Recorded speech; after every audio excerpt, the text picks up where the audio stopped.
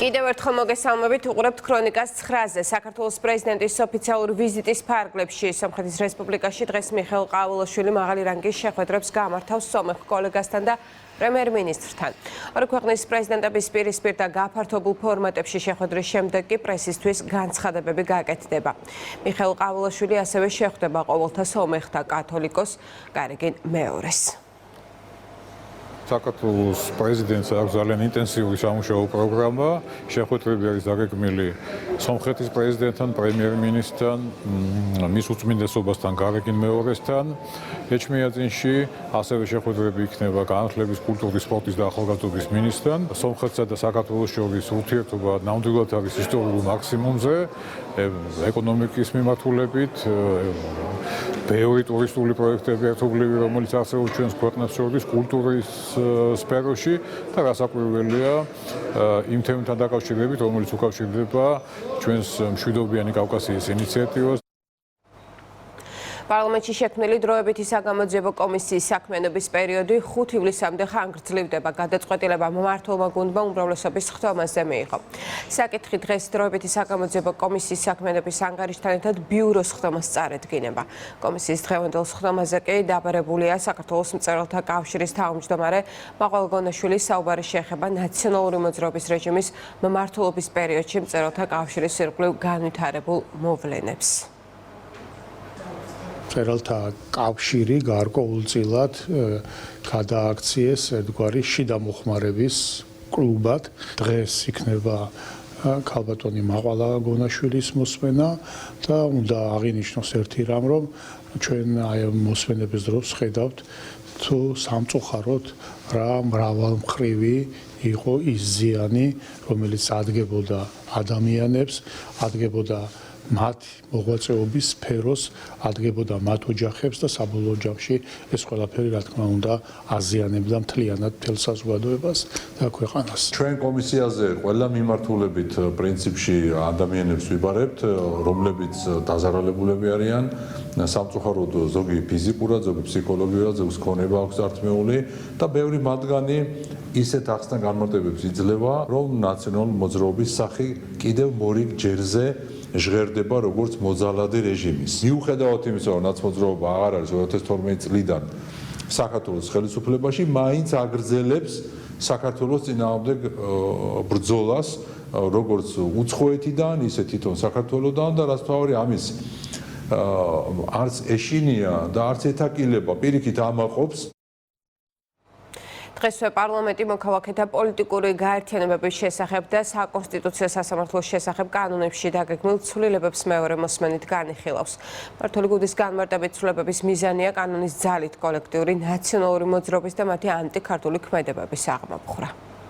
ჩვენი საარჩევნო დაპირება იყო, რომ ჩვენ აგვეგზავნათ ნაციონალურ მოძრაობას, თუმცა იცით, რომ ჯერ კიდევ 2012 წლის მარცხის შემდგომ ნაციონალურ მოძრაობამ შეიმუშავა სტრატეგია და გადანაწილეს სხვა პოლიტიკურ პარტიებში, სამოქალაქო სექტორში, მედიებში, იმისაც რომ გაქცეოდნენ პასუხისმგებლობას და ჩვენ ვნახეთ არაერთი მათი ლიდერი, რომელიც დღეს სხვადასხვა პარტიებში არის წარმოდგენილი, ამიტომ მნიშვნელოვანი არის არა მხოლოდ ნაციონალურ მოძრაობას როგორც პოლიტიკური პარტიის აკრძალვა, არამედ მათ შორის იმ ადამიანების პოლიტიკური პასუხისმგებლობის საკითხის დაყენებაც, რომელიც იყვნენ ამ პროცესის შემოქმედები.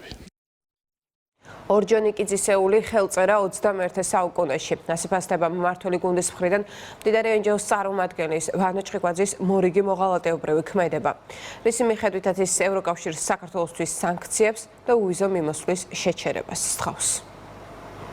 ისტორიულად მრავალჯერ აქვს სამწუხაროდ ჩვენს საზოგადოებას, ჩვენს ერს ეს ყველაფერი ნანახი, იყვნენ ორჯონიკიძეები, დღეს ეს პირები არიან, არ აქვს მნიშვნელობა ზოგი ისპაჰანში გარბოდა იმისთვის რომ ეღალატა ჩვენი ქვეყნისთვის, ზოგი მოსკოვში, ამ შემთხვევაში ვხედავთ ადამიანს, რომელიც სურვილიც არის ჩვენი ქვეყანა დაზიანდეს, ჩვენი ქვეყნის მოსახლეობა დაზიანდეს, ის პირდაპირ ამ ყველაფერს ითხოვს თავისი დავალების მიმცემებისგან, თუმცა ისევ როგორც ვერ მოხდა, ვერ განხორციელდა ქვეყნის წინააღმდეგ გადადგმული ნაბიჯები, ასევე ფუჭი იქნება ეს მოღალატეობრივი ქმედება, რასაც ეს ბატონი ახორციელებს.